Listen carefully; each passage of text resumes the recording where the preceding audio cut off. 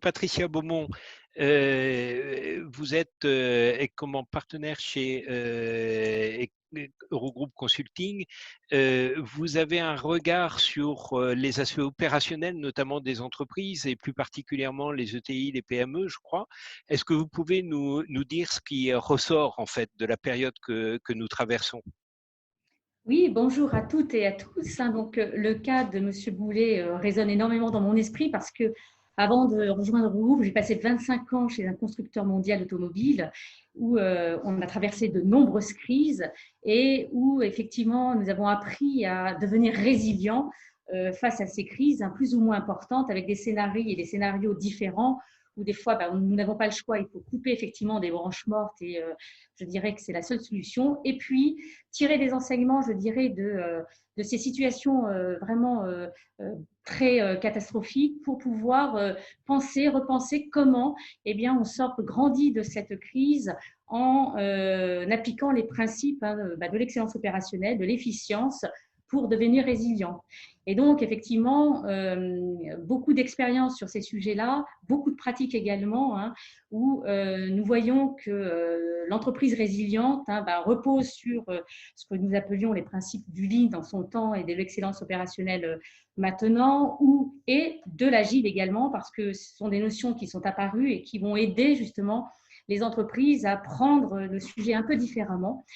Puisque quand nous appliquons ces principes-là, on va surtout agir sur le flux, l'agilité des processus, la réactivité, je dirais, et l'accélération des temps de cycle, et surtout l'intelligence des personnes. Et ça, je pense que c'est important de revoir aussi cette notion d'intelligence des personnes, comment on va s'entourer de ces gens-là et de les rendre capables bien d'aider l'entreprise à traverser et je dirais à faire progresser l'entreprise en sortie de crise, puisque aujourd'hui il faut penser maintenant sortie de crise à l'époque où nous sommes.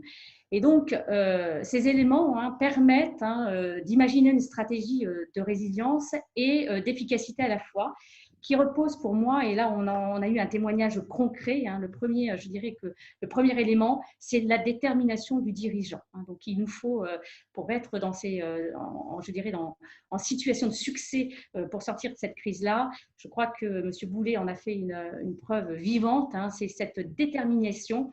Et on va coupler ça à la capacité aussi du dirigeant à accepter les remises en cause, les propositions qui viennent des opérationnels. Parce que quand on est en efficience opérationnelle, on va revenir sur des choses, des choses basiques. On dit souvent back to basic. Pourquoi? Parce qu'on va se dire qu'on va aller chercher la valeur là où elle se trouve, et elle se trouve sur le terrain.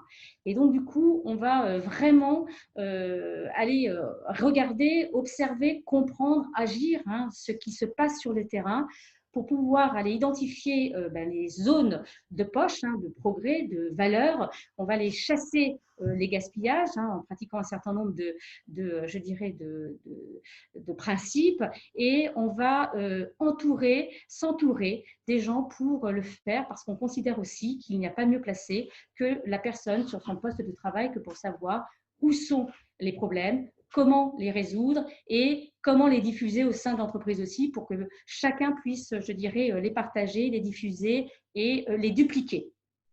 Donc, un premier enseignement, c'est une détermination forte, je dirais, du dirigeant.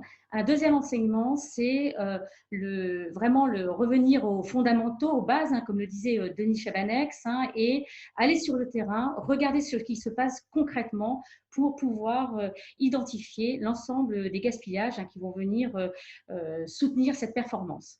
Troisième point, je dirais, c'est cette capacité à mobiliser, à fédérer les énergies autour d'objectifs priorisés, chiffrés. Parce que dans ces temps-là aussi, le temps est à la priorisation. On va vraiment se focaliser sur l'essentiel et éviter le superflu.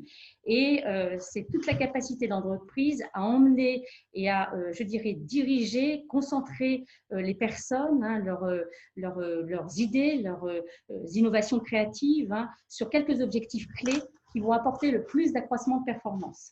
Ça, c'est important parce que quand on est dans cette dynamique-là, on est dans une dynamique où on devient très transparent, hein. Il y a des choses qui sont compliquées à faire, c'est partager ce sentiment d'urgence, partager et parler vrai, hein. Je pense qu'il faut vraiment parler vrai, quelle que soit la personne et son niveau, son statut ou son métier dans l'entreprise. C'est vraiment partager ce sentiment d'urgence pour pouvoir impliquer et donner du sens à l'action. Et donc, réveiller ce sens de l'appartenance, hein, réveiller ce sens, je dirais, du projet d'entité pour pouvoir bien, aligner l'ensemble des efforts de chacun sur des gisements de progrès qui sont bien sûr donnés par le cadre stratégique, hein, dont a parlé Denis auparavant. Quatrième élément pour moi, hein, donc, je me résume, hein, donc la détermination du dirigeant, le revenir à des basiques et des approches terrain, la capacité à fédérer, c'est, je dirais aussi, repositionner, repenser, remettre le client aussi au centre du dispositif.